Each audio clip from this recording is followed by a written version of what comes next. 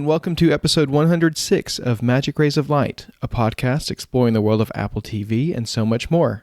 I'm your host, Devon Dundee. I'm joined by my co-host, Sigmund Judge. Hey, Sigmund. Hello, Devon. I think we both had some bad weather on both sides of the pond here, lots of time to stay in and stream on our Apple TVs, and lots to cover this week. On the show this week, we share our Apple Vision Pro pre-order experiences. Award season enters its final throes with Oscar and BAFTA nomination announcements. But we begin with our highlight, this week's debut of Masters of the Air. Masters of the Air follows the men of the 100th Bomb Group as they conduct perilous bombing raids over Nazi Germany and grapple with the frigid conditions, lack of oxygen, and sheer terror of combat conducted at 25,000 feet in the air. Major Egan, you were the first pilot assigned to the 100th? Me and Buck Levin. We will be sending up the largest air armada in the history of mankind. We need total air superiority. That's the mission. Don't you die on me before I get over there. What's the move? We lead our boys through. We won't go without a fight. Highly anticipated show from Steven Spielberg, Tom Hanks and Gary Goetzman, the producers of the previous miniseries for HBO, Band of Brothers and The Pacific. This is also scripted by John Orloff and based on Donald L. Miller's book of the same name.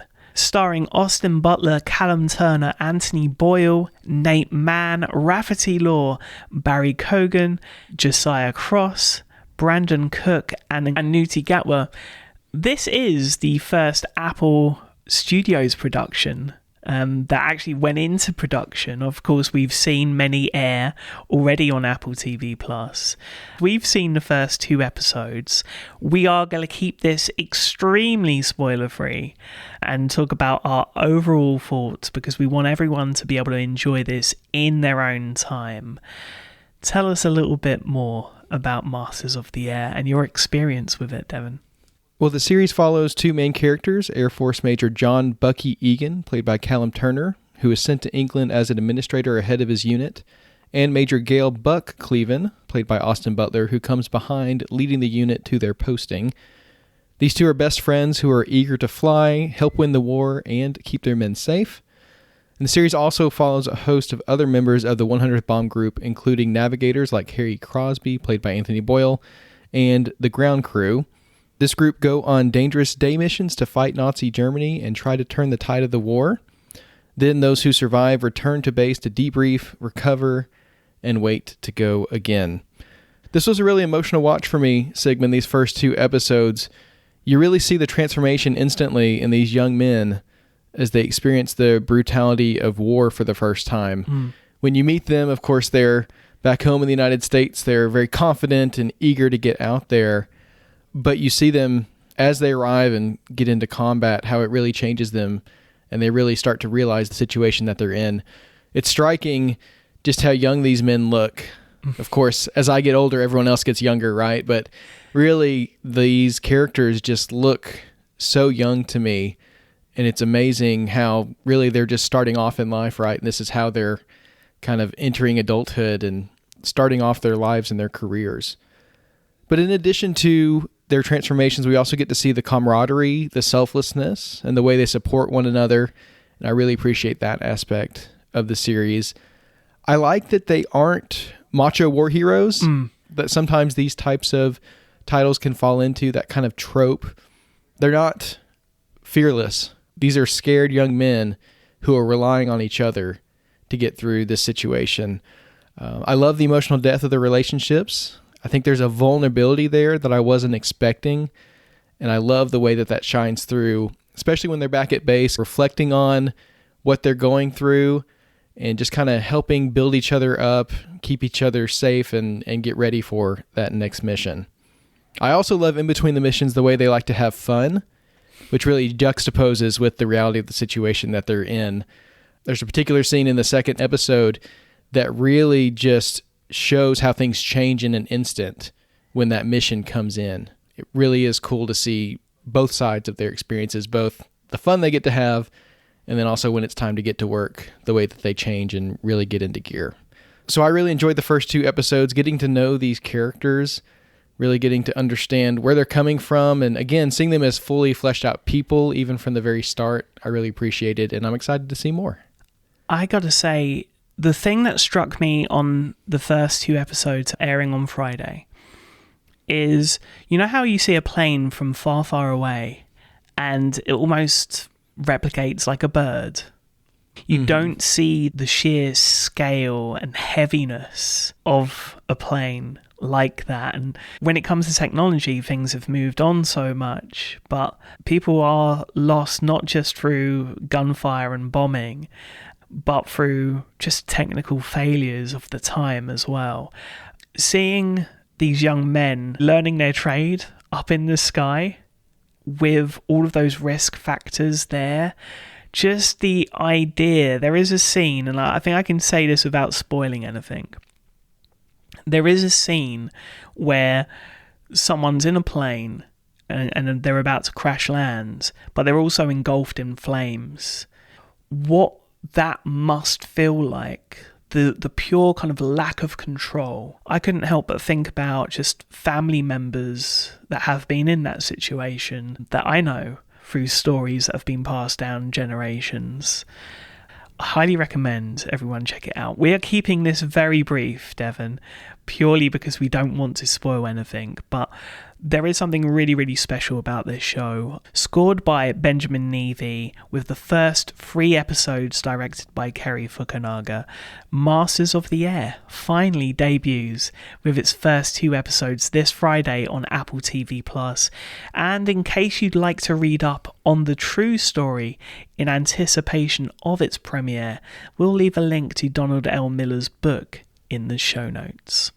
An excellent series debut to look forward to this Friday on Apple TV+, Sigmund. Now, of course, last Friday was a big day for fans of Apple. It was Apple Vision Pro pre-order day. We thought we'd share our experiences of what it was like to go through that pre-order process, but first, I have to ask you, Sigmund, what is your planning process like, getting ready for a day like this? Well, it's quite complicated because, as you can probably hear by my accent, if you don't know us already, I am UK based, and the Apple Vision Pro is being released in the US only across US Apple stores. And so I was desperate to get the Apple Vision Pro hardware and be one of the first, and just so happened to coincide with a trip that I already had planned and a flight that I already had booked. The things I had to figure out was an address, a prescription, really how much everything was going to cost. Worked out that the storage tiers were probably going to be the same as the Mac tiers in terms of storage upgrades. We'll get into that in a bit. We already knew about the prescription prices, so that was nice and easy. But how was I going to get a prescription? I really didn't know up until literally a couple of days before pre-orders were to happen, listening to our boss Federico Vitici over on Connected. As soon as I heard that he had found a solution, which, as App Stories listeners will know, was by way of John Voorhees, I messaged Federico, he shared the link, and within a couple of hours, I had a signed-off US prescription, which I was very, very happy about, considering I had already gone to get my eye test, but that wouldn't have been approved. So, really, really happy that all went well. I've purchased under my UK account on the US store and had no problems, but I did make a small order just to make sure that that was still the case and then promptly cancelled. So that was all of my planning, really, all the ducks in a row, and there was a lot of pacing around on the day, probably an hour and a half beforehand, because we'd heard of the limited numbers for launch day. I was a little bit nervous because, of course, I already had a flight booked. Let's talk about the pre-order process and how that went for us both. Well, there was a lot of consternation and speculation about what this process was going to be like. For a while, we've wondered if you'd even be able to order it online or if you'd have to go in person to the store to place an order. Apple nailed all this down way ahead of time. They had it all ready to go. The thing that surprised me the most about the ordering process was just how normal it was. It just felt like ordering an Apple product. I think the only thing that was different about it was the face scan, having to basically go through the Face ID style scanning process. If you were in a dimly lit room, it told you to go somewhere with better light, which I know is a process for a couple of people. But really, it was smooth. I think I went through it twice. You had to turn your head up, down, left, and right, and analyze the shape and size of your head to make sure you got the right light seal and the right size band.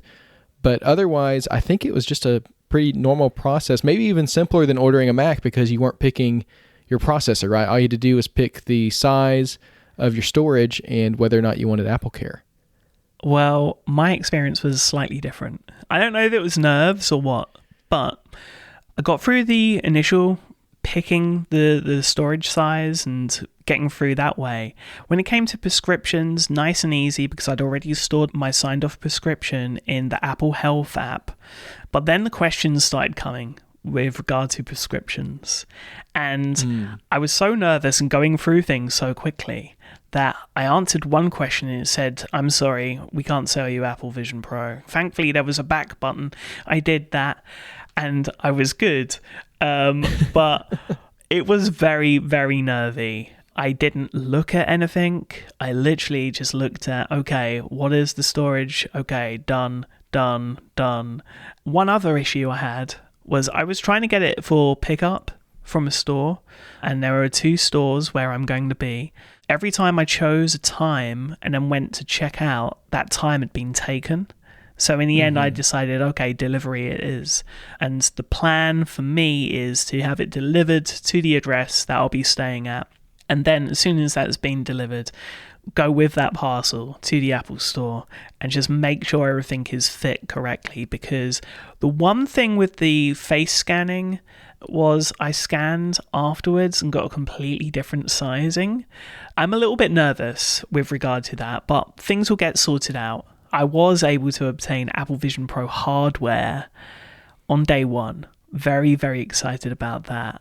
I feel incredibly grateful to be in a privileged position and step into this new paradigm in spatial computing. How did your order go?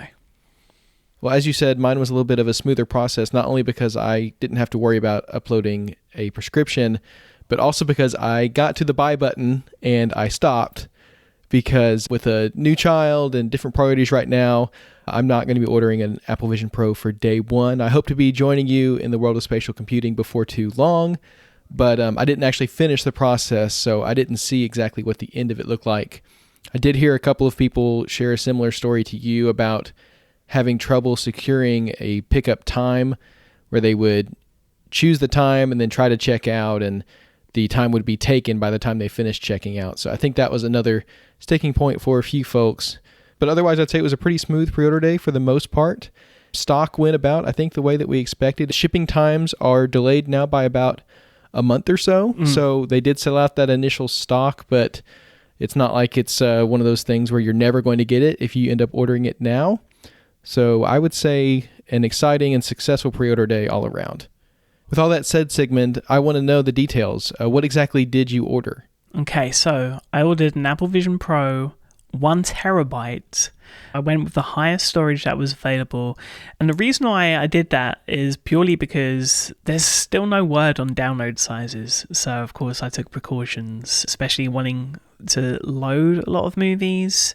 And also, I want to shoot film with this. This is something we haven't talked about much, and it's something we'll talk about later on, but I want to be able to film a short film in spatial video with the Apple Vision Pro. So that's a project for later. Other than that, I ordered some accessories. Of course, the prescription lenses as well, which will come separately.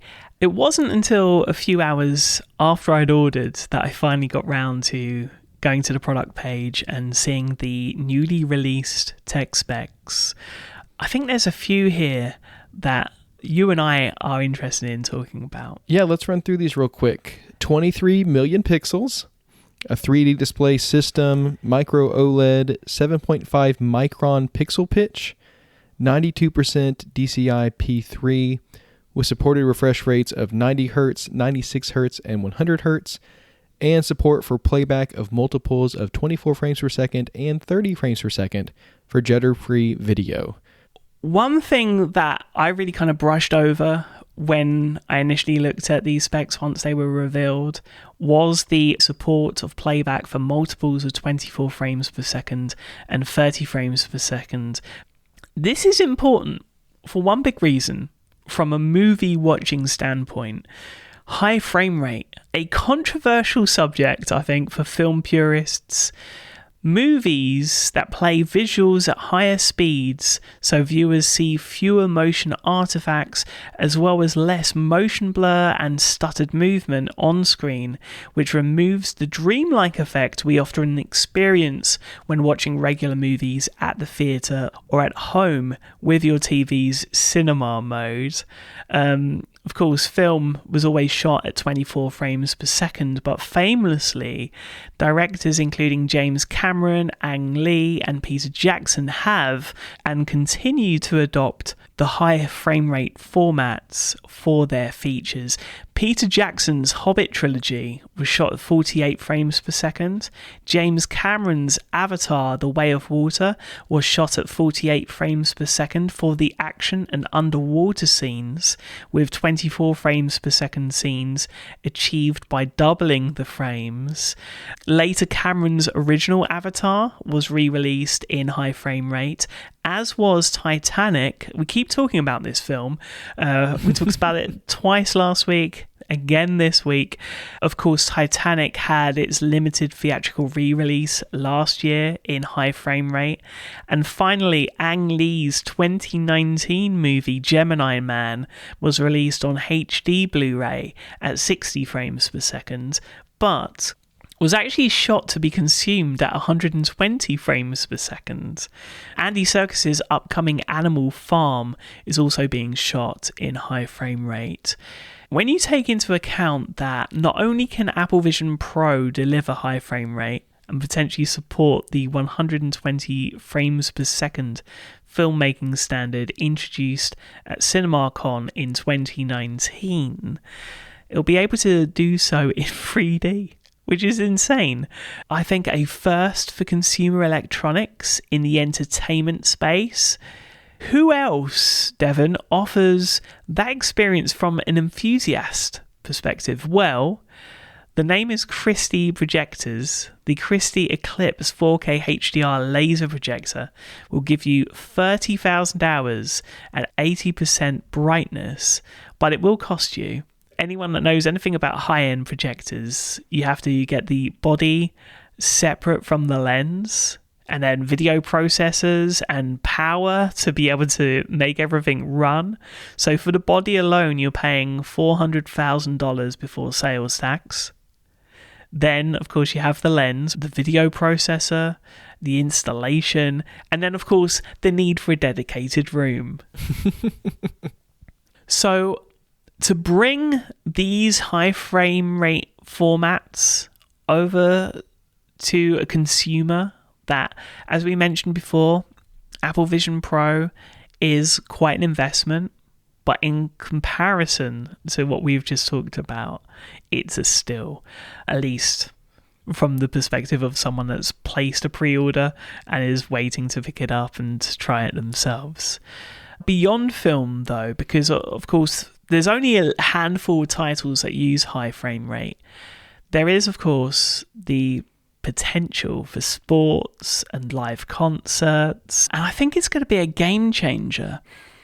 The other thing, of course, this is an Apple TV podcast, and the Apple TV app will be on Apple Vision Pro, but I can only imagine what this could potentially mean for Apple TV in the next hardware, and maybe even, I don't know, the potential for a display from Apple that meets all of their requirements for Apple's content delivery chain.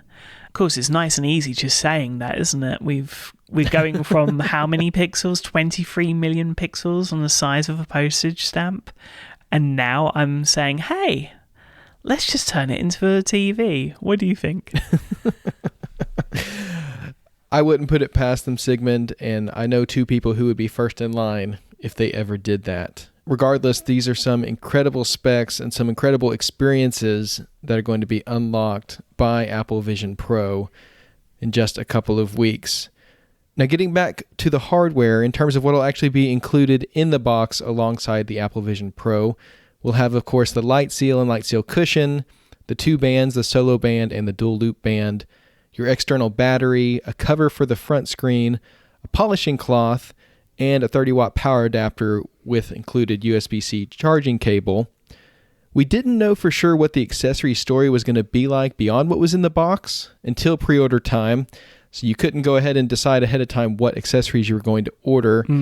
But of course, Apple had a whole lineup of accessories to go along with Apple Vision Pro.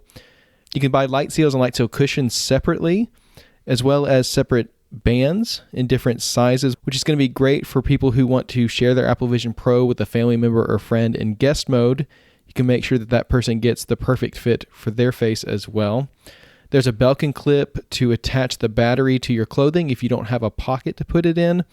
You can buy extra batteries, and there's this carrying case that looks very protective, includes pockets for the battery and your Zeiss lenses. Very well thought out case. I think it looks really cool and unique, kind of different from anything that we've seen from Apple before. And then suggested accessories include the Magic Keyboard, DualSense controller, and AirPods Pro with USB-C. So lots of ways to accessorize your Apple Vision Pro. We didn't know what this story was going to look like, but I have to say the offering looks really great, Sigmund.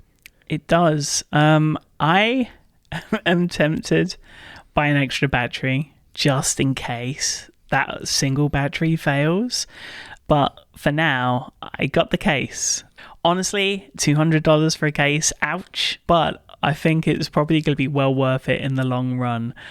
I think the must-have accessory for this is Apple Care Plus. $499 for 3 years, or $24.99 per month. Now, our friend CJ told me that you can continue paying your monthly fee beyond the 3 years.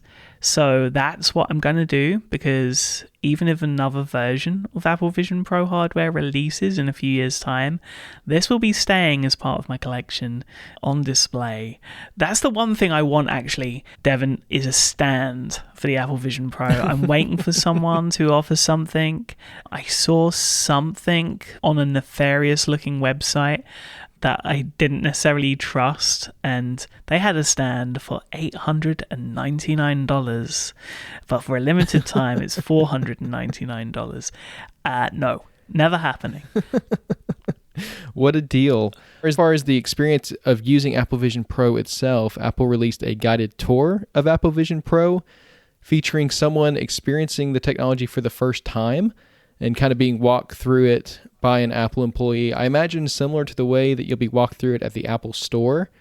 Seeing it through someone else's eyes, seeing the look on their face, and just hearing their expressions as they experience spatial computing for the first time, and just really experiencing it vicariously through them. Of course, it's not something that I've ever had the chance to try, but just the wonder of it all, I think, really struck me. And it was great to see not only just the practical process of opening apps and switching contexts and how it all works practically, but especially the subjective and emotional experience of it, I think was really cool to see on camera. Watching this, I got really emotional. I remember messaging you this weekend and saying, is that strange? And you said, no, not at all. Let's talk about that a second. No, I don't think it's strange at all to have an emotional reaction to seeing someone experiencing this. It's a totally new paradigm for computing. It's a totally new way, especially of experiencing video and immersive experiences and memories. And I think the person that they picked to go through this process, and I really do think it's a genuine video. I think this really was the first time that he experienced Apple Vision Pro. I think he was the perfect choice of a subject for this video because he was just so on board and open to it and delighted by it all. And it made me excited. It made me want to try out Apple Vision Pro. And so I think seeing his reaction to it, you can't help but share in those emotions. And I think that's totally normal. I think that's what they were going for. And I think this little 10-minute guided tour is actually the best pitch so far that Apple has made for the Apple Vision Pro. So if you're on the fence about it, if you just want to learn more about it, or if you're trying to convince maybe a loved one about getting on board with spatial computing, this might be a good place to start. And of course, you'll be able to book your own experience in an Apple store across the US on the morning of February 2nd launch day to be able to try it for yourself, which I think is going to be incredible. Yeah, that's a huge undertaking to be releasing the product for pickup on the same day as you're doing these very hands-on demos. Of course, they're going to have to change up some of the spaces within Apple stores to make room for this kind of thing. But I have to imagine for those lucky enough to get a spot to try out Apple Vision Pro on launch day, that's going to be a really, really awesome experience. One final tech spec that I thought was interesting, and apparently this was old news, but I didn't know about it. I somehow missed the detail that lossless audio to AirPods Pro with USB-C is going to be enabled by an H2 chip that's actually embedded in the Apple Vision Pro itself. So it's H2 to H2 communication that allows for that lossless audio. I thought that was really cool. And having heard that, now I want an H2 chip in all of my Apple devices. I want one in my iPhone, in my iPad, and in my Apple Watch too. I want lossless audio everywhere. Now, speaking of those devices, they each got some new features this week. Apple this week released tvOS 17.3 with support for collaborative playlists in Apple Music, which, by the way, is now giving 10% more to artists who release their music in spatial audio. Pretty cool little perk there for getting our songs in higher quality. Of course, that comes alongside its corresponding updates for iOS, iPadOS, macOS, and watchOS. iOS 17.3 features a new home icon in the TV app and the return of wish lists to the movies and TV shows tabs in the iTunes Store app, similar to what we saw on Apple TV a couple weeks ago. It also includes stolen device protection, which is an optional set of security features to protect your account in case your phone is stolen. Also includes AirPlay Hotel support and a new floral Unity Bloom wallpaper and watch face in honor of Black History Month in the US this February. For a full breakdown of iOS 17.3 and all the details, we're going to leave a link in the show notes to Neely Ann's overview on Mac Stories. Really great overview of the update. Now, on that Unity Bloom watch face, it showcases a beautiful floral design that signifies a lasting commitment to the pursuit of a more equitable world. As you raise your wrists, the flowers bloom and fill with color.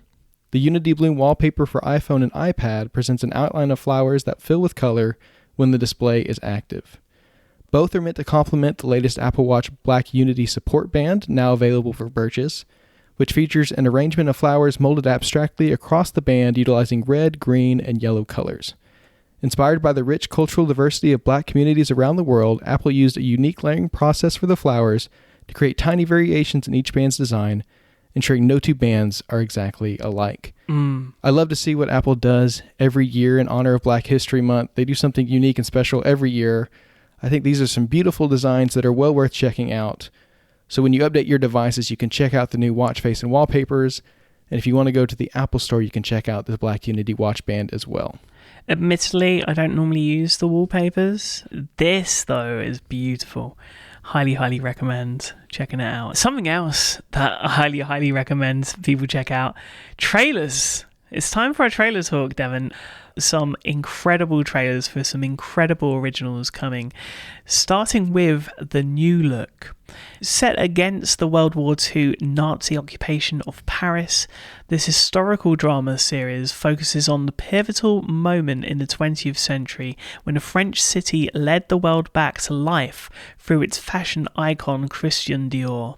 As Dior rises to prominence with his groundbreaking, iconic imprint of beauty and influence, Chanel's reign as the world's most famous fashion designer is put into jeopardy. Fashion needs a new leader, a figurehead. Christian Dior ruined French couture, and I'm coming back to save it. For those of us who lived through the chaos of war, creation was survival. People need to dream. We can create a new world for them.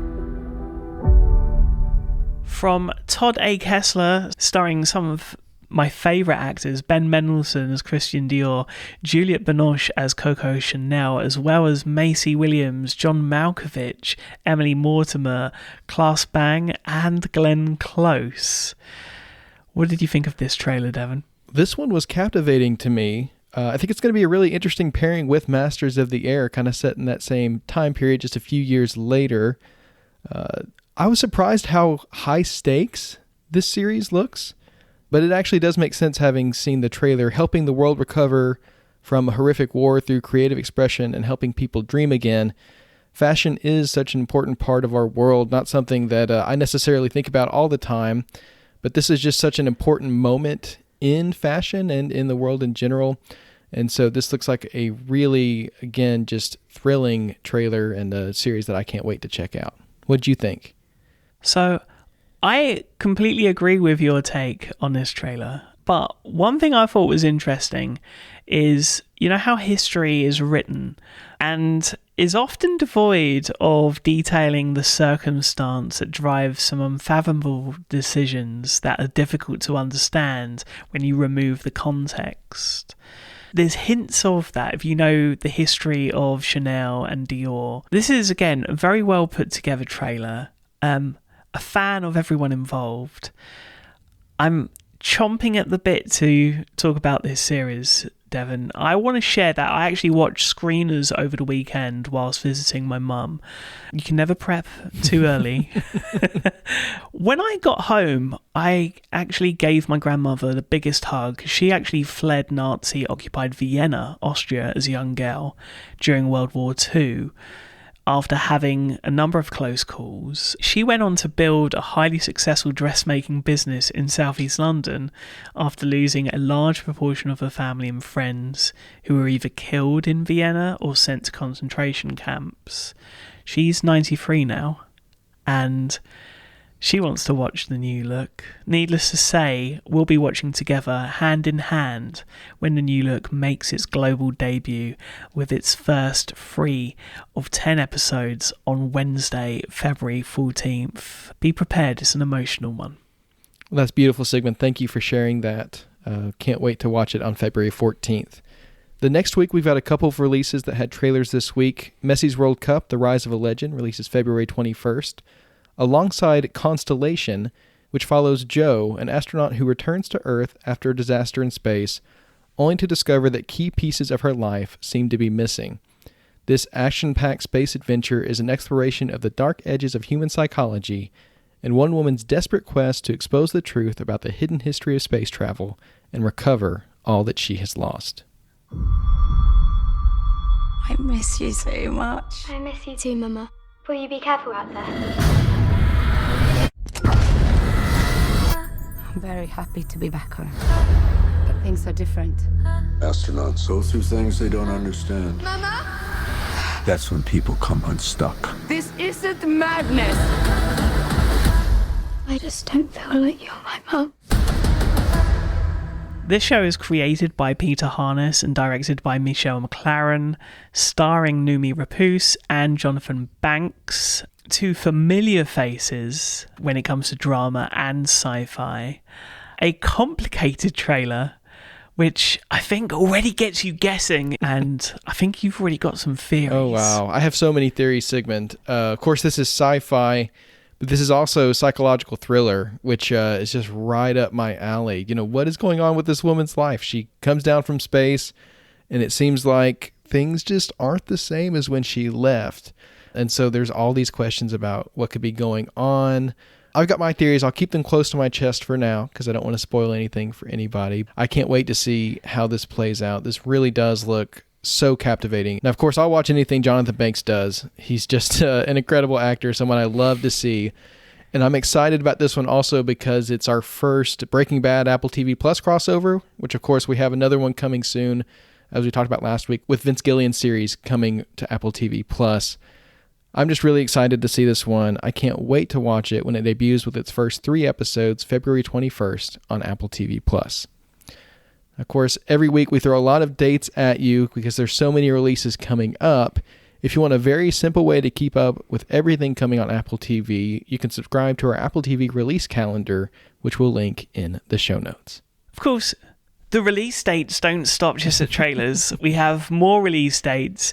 Apple original comedy adventure series, The Completely Made Up Adventures of Dick Turpin, will debut on Friday, March 1st, with its first 2 of 6 episodes. In this irreverent retelling set in the 18th century, Turpin, played by Noel Fielding, is the most famous but least likely of highway robbers, whose success is defined mostly by his charm, showmanship, and great hair. Together with his gang of lovable rogues, Turpin rides the highs and lows of his new endeavours, including a brush with celebrity, all whilst trying to escape the clutches of the thief taker. Apple gave us a first look at the series this week, which we'll link in the show notes. Season 2 of the Big Door Prize originally had a premiere date of February 2nd, but it would appear that even the Morpho machine that printed out the original date can predict things incorrectly sometimes.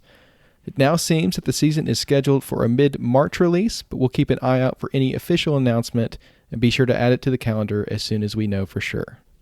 And finally, for our French listeners, Killers of the Flower Moon will finally hit video on demand through Canal Plus on Thursday, February 15th.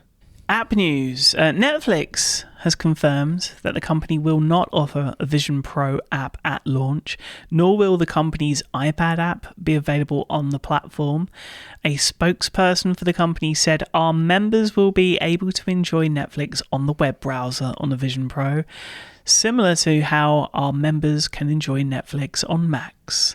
Netflix does have a native app available for MetaQuest devices, however. Just to get into this very quickly, I don't know if this is necessarily what everyone is making out. Initially, I was very upset about this. There's something that makes me think, because Netflix have support for other platforms, I would like to believe that we will eventually see support in an experience that is made specifically for Apple Vision Pro in the future when that becomes financially viable. I think when you look at how many users there are of Netflix and how many Apple Vision Pros were reportedly sold just this week, you can understand why maybe the priority isn't there right in this moment. But those early sale predictions, I think, mean that we will eventually see an app come to Apple Vision Pro. What do you think? I agree with you. I think it's just a matter of time. The Apple Vision Pro is a groundbreaking device. It's new in so many different ways that a lot of developers just aren't going to be there day one. But it's only going to continue to grow as supply gets better, as more and more people get on the platform, and as it continues to develop technologically as well. So I think it's only a matter of time before we see Netflix come to the platform. It's just going to have to cross a line where it becomes financially a priority for them whenever that comes. Now, there will be options for Apple Vision Pro users to get to Netflix more quickly. Matthew Casanelli in his shortcut library offers a slew of shortcuts for getting to Netflix and to different parts of the Netflix interface, and those will work on Apple Vision Pro. So we'll leave a link in the show notes to his website where you can check those out. There are some other major apps that won't be available on Apple Vision Pro at launch. Those include YouTube and Spotify. Again, there are other ways to get to these web interfaces. My favorite way to get to YouTube anyway is through Marcos Tanaka's app Play, which will have a Vision OS native app on day one. So that will kind of fill the gap there. If you're interested to know which apps will be available on Apple Vision Pro on day one, check out the list on Mac Stories of popular apps and whether they'll offer a native experience, iPad compatibility mode, or no app at launch. There's some interesting inclusions and exclusions there, I think, and that list will be constantly changing right up to release day. Back to Apple Originals. I think I was quite unkind this week because I sent you a message that literally said Schmigadoon rather than Schmigadoon. What's going on? I think my response was Schmiga what? But the answer is that Schmigadoon will not return for a third season on Apple TV+. Show creator Cinco Paul made the announcement this week, sharing that though Season 3 and its accompanying soundtrack have been written, the series will not go back into production, unfortunately. I love the first 2 seasons of Schmigadoon. It's understandable the series kind of had a narrower appeal when it comes to like super fans of musicals and different eras of musicals, which is totally fair. But I would have loved to have seen a season 3, especially considering that it's already written. I would have loved to have seen it made. Now, the question you and I go back and forth on all the time, Sigmund, is could the show have a future on Broadway? We would both love to see a stage production of Schmigadoon. My pitch is that the scenes that take place in Schmigadoon should happen on stage, and then all the stuff in the quote-unquote real world should be pre-recorded on a screen to kind of distinguish between the two. But I think there's a lot they could do there. I think it would translate really well and be another way to bring that story to life. So I hope to see it someday. No rumblings yet, but we will keep our fingers crossed. Yeah, Cinco Paul mentioned a number of songs that were already written for season 3. So plenty of songs and material to choose from that we've either already seen on screen or have yet to see. So yeah, fingers crossed, Broadway or, selfishly, the West End over here in London.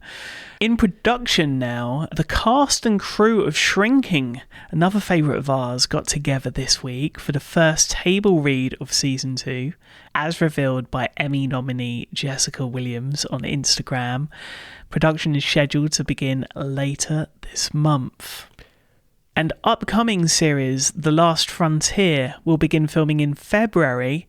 Starring Oppenheimer's Jason Clarke, The Last Frontier will tell the story of a prison transport plane that crashes in the remote Alaskan wilderness, freeing dozens of violent inmates, with the region's lone marshal set to protect the town he's vowed to keep safe. All by himself against the criminals. I'm looking forward to seeing how this plays out on the screen. Another fascinating project coming together is Apple original film Fountain of Youth, which had more casting news this week.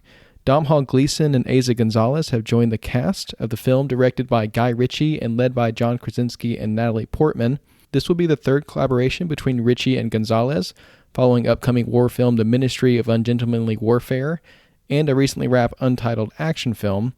Fountain of Youth follows two estranged siblings who partner on a global heist to find the mythological Fountain of Youth.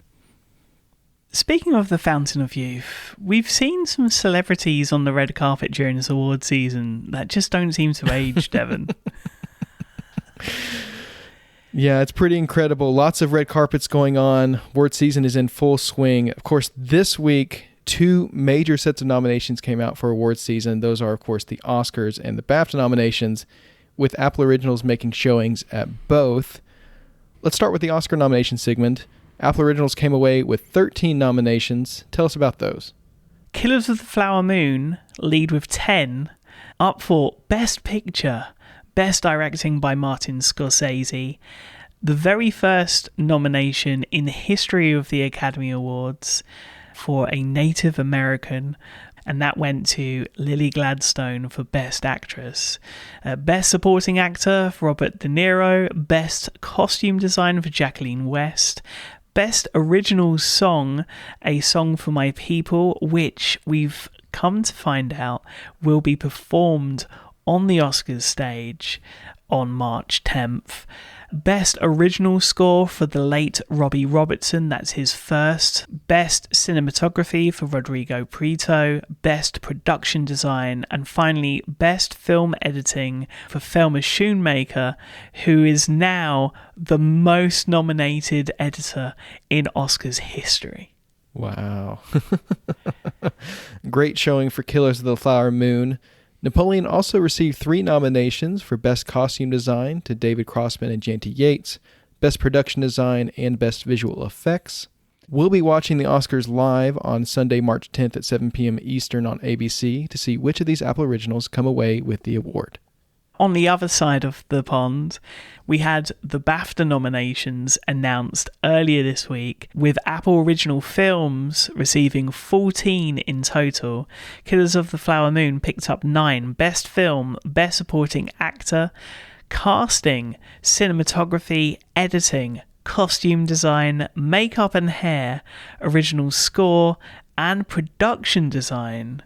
And then in the Outstanding British Film category, we lead the Napoleon nominations, starting with Outstanding British Film, Costume Design, Makeup and Hair, and Special Visual Effects. Finally, still a Michael J. Fox movie was nominated for Best Documentary. The BAFTA Film Awards will air Sunday, February 18th on the BBC, BBC iPlayer, and BritBox.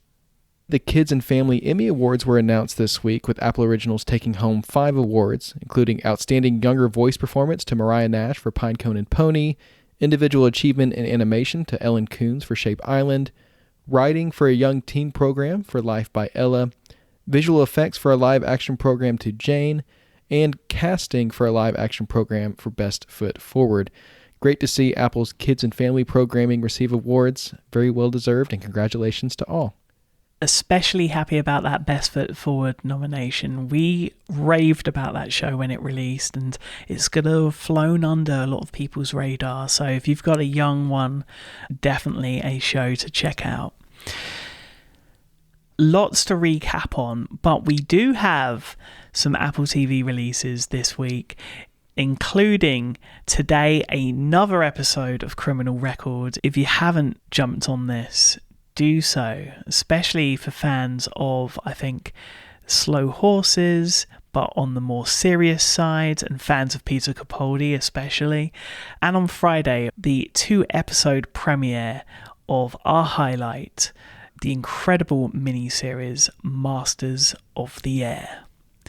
Now, for a little bit of behind the scenes on Masters of the Air, check out the extra section in our show notes. We'll link to a great YouTube video of an inside look of the series. Other extras released this week include a peek into the Emmys Night After Party with Apple TV+, Paul Walter Hauser's Emmy acceptance speech. I can't even begin to describe this thing. You just have to watch it. Absolutely incredible. That guy, he can do anything, Sigmund. He really can. He walked up eating, and he ended his wonderful speech with a pro wrestling promo, which I think is the first for an Emmys acceptance speech. He will, of course, be wrestling in March in an actual wrestling match, not for film. I loved his performance in Blackbird, for which he won his award, but also I love the guy in general. So yeah, really, really cool to see. We also wanted to shout out that For All Mankind co-creators and showrunners Ben Nadivi and Matt Walpert appeared on the NASA Vending Machine podcast this week. Of course, that one's hosted by Jason Snell and Dan Morin at The Incomparable. Really cool conversation going behind the scenes on some of their decisions this season, and just really cool to see them out and talking about the series. There's also an epic crossover this week between Apple Fitness Plus and Joe the Body Coach Wicks. Lots happening with this collaboration. There are 2 workout takeovers in Apple Fitness Plus, including a 10-minute strength workout led by Joe and Kim, and a 10-minute HIIT workout led by Joe and Jamie Ray. There's a new Apple Music playlist entitled Joe Wicks Music That Moves Me, including music that he uses in those workouts on Apple Fitness Plus. He held a talk with Apple Music radio host Rebecca Judd at Apple Regent Street on Tuesday, and Kim and Jamie Ray will both be appearing on Joe's YouTube channel this week doing a workout with him. We'll leave links to all of that in the show notes. Once again, a packed week on Apple TV, not just from a hardware perspective, but from a software perspective. Apple original shows, Apple Music, Apple Fitness Plus, and of course there's some games and achievements to pick up on Apple Arcade. But as we do with every week, we end with our Up Next picks from the TV app. And I was waiting for you to get to this. So I'm really, really happy to see this. Let's talk about your pick, Echo, on Disney Plus and Hulu. Yeah, this is a mini-series from the Marvel Cinematic Universe. It centers on Maya Lopez, who is a bit of an anti-hero in the Marvel Universe. She's played brilliantly by Alika Cox, a deaf actress who uses a prosthetic leg. So great to see the representation there. She appeared previously as a villain in Hawkeye. if you saw that series on Disney Plus. And this series picks up where her story left off. Those who know her history, she was a part of the Tracksuit Mafia, working for criminal leader Wilson Fisk, also known as Kingpin, who's appeared in Hawkeye and the Daredevil series. She shoots Fisk and is forced to flee New York and return home to Oklahoma and her Choctaw roots. That's where we pick up with her at the beginning of Echo. Each episode features a connection between Maya and one of her ancestors, as she tries to stay safe and figure out what is next for her. Really great series. It's a short one. It's only 5 episodes, so it's easy to pick up and finish. A self-contained story within the Marvel Cinematic Universe. Well worth checking out. I highly recommend checking out Echo on Disney Plus and Hulu. I also wanted to shout out some VOD releases this week. Those include Disney's Wish, Migration, and Aquaman and the Lost Kingdom. All of those are now available on the Apple TV app. By the way, they were all also released theatrically in 3D, so we can hope to see some 3D upgrades coming soon to those titles. Those are my picks for this week, Sigmund. What have you got for us? Well, some great picks there, and I want to stick with VOD releases because I had a bit of a surprise this morning when I woke up ahead of this podcast recording, because something I've been looking forward to for a long, long time is finally available in the TV app, and that is Michael Mann's Ferrari. It's a story in the famous car maker's life set during the summer of 1957, with bankruptcy looming over the company that Enzo Ferrari and his wife built 10 years earlier. Now, Ferrari decides to roll the dice and wager it all on the iconic Mille Miglia, a treacherous 1,000-mile race across Italy, or he goes out of business. I think when we think about Ferraris, we think about the red and how beautiful something is.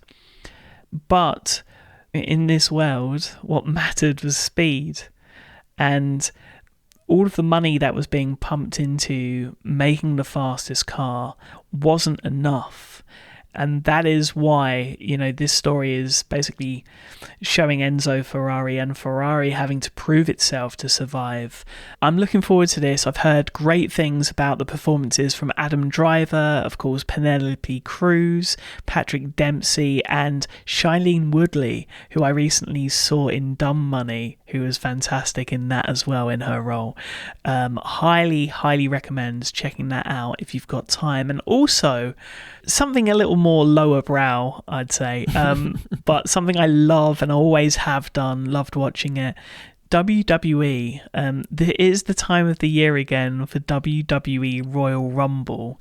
It's my favourite premium live event in wrestling. It's happening on Saturday evening, and the concept of the Royal Rumble match is you have 30 wrestlers in a ring, and the aim is to be the last one surviving, with everyone else being thrown over the top rope for elimination. And the winner gets a chance at the title at WrestleMania. So it's high stakes, there's some great storytelling, there's going to be some fun surprises. And for me personally, I will be picking my straight edge hero, CM Punk, this year as he makes his return to WWE. And I'm so excited for it. I don't think I'm ever going to grow out of pro wrestling, Devon. I think that's one of those things that if you grow up in it, you never really grow out of it, and that's totally fine. I watched part of last year's Royal Rumble and really enjoyed it, so I think I'll have to tune in this year as well. Well, that'll be all for us this week. Thank you so much for listening. Of course, we always welcome your feedback, so you can check us out on Apple Podcasts, leave us a rating and review there. You can also contact us on social media via the links in the show notes, or you can email the show or send us an iMessage to magic@macstories.net. We'll be back next week to talk about the highly anticipated Apple original film Argylle ahead of its release, and a look back at Apple original film Swan Song and its spatial computing cues. So until then, stay safe, watch some Apple TV, play some Apple Arcade, and we end this episode with a toast to the 100.